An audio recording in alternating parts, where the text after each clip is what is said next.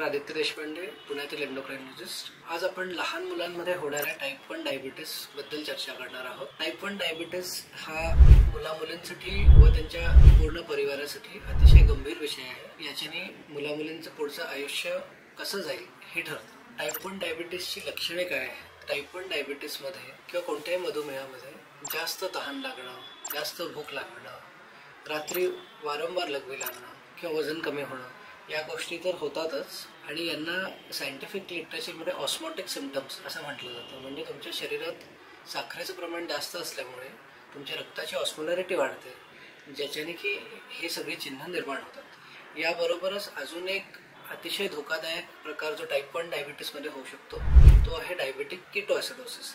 Diabetic ketoacidosis म्हणजे लहान मुलांमध्ये शुगर खूप वाढल्यामुळे शरीरात कीटोन निर्माण होतात। शुगर वाढली आणि शरीरात इन्सुलिन नाही, या दोन्ही गोष्टींच्या कॉम्बिनेशनमुळे शरीरात कीटोन निर्माण होतात आणि ते कीटोन निर्माण झाल्यामुळे लहान मुलांना डायबेटिक कीटोएसिडोसिस असा आजार होऊ शकतो। डायबेटिक कीटोएसिडोसिसमध्ये कमी वयाच्या मुला-मुलींना पोटात दुखणे, वारंवार उलटी होणं, श्वास घ्यायला त्रास होणं किंवा दम लागल्यासारखं वाटणं ही सगळी चिन्ह आढळतात।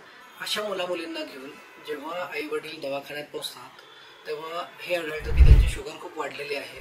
त्यांचं रक्त जे नॉर्मली एका नॉर्मल पीएचच्या रेंजमध्ये स्ट्रिक्टली मेंटेन केलं जातं शरीरात, ते रक्त जास्त ॲसिडिक झालेलं आहे, ज्याला की आपण डायबेटिक कीटोएसिडोसिस म्हणतो। तर यामध्ये बऱ्याच मुलांना ICUमध्ये सुद्धा ॲडमिशन लागते।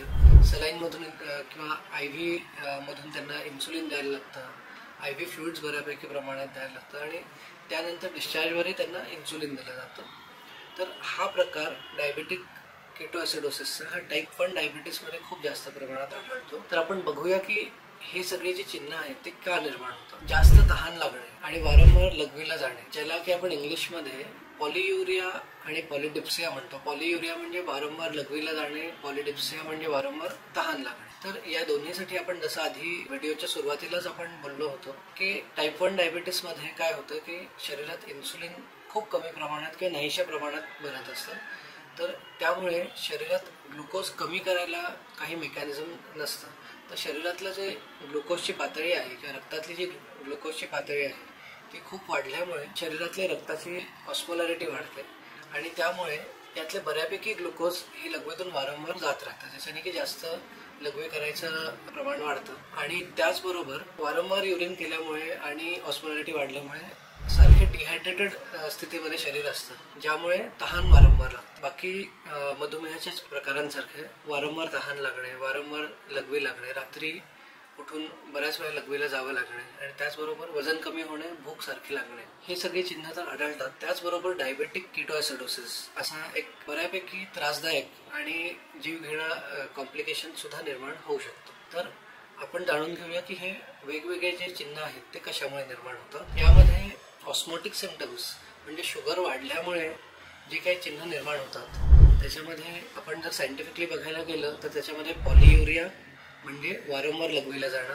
पॉलिडिप्सिया म्हणजे वारंवार तहान लागणं, नॉक्ट्युरिया म्हणजे रात्री उठून लघवीला जाणं आणि पॉलिफेजिया म्हणजे वारंवार भूक लागणं, या सगळ्या गोष्टी आढळू शकतात। तर पॉलियुरिया आणि पॉलिडिप्सिया म्हणजे वारंवार लघवी करणे आणि वारंवार तहान लागणे, याच्यासाठी शुगर वाढलेली असणं कारणीभूत आहे। शुगर वाढल्यामुळे रक्ताची ऑस्मोलॅरिटी वाढते, रक्ताची ऑस्मोलॅरिटी वाढल्यामुळे ते वारंवार लघवी त्याच्यामुळे लागू शकते आणि त्याचबरोबर शरीर जे आहे ते एका डिहायड्रेटेड स्टेटमध्ये असतं, तर या कारणामुळे वारंवार तहान सुद्धा लागते। याचबरोबर नॉक्ट्युरिया म्हणजे काय की रात्री झोपल्यावर शक्यतो एका वयापलीकडे मुला-मुलींना लघवी करायला किंवा युरिन पास करायला उठावं लागत नाही, पण शुगर वाढली असल्यामुळे सारखी सारखी जी युरिन लागते ती रात्रभर सुद्धा कंटिन्यू होते।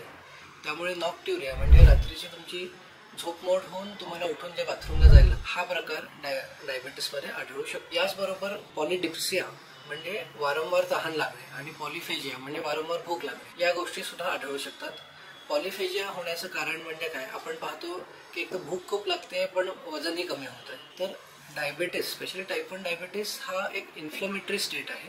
तर त्याच्यामध्ये तुमचं शरीर हे का ब्रेकडाऊनच्या स्टेजमध्ये असतं, म्हणजे शरीरात ग्लुकोज पूर्णपणे एनर्जीसाठी वापरता न आल्यामुळे बाकी एनर्जी सोर्सेसकडे शरीर वळतं, जसं की फॅट किंवा मसल।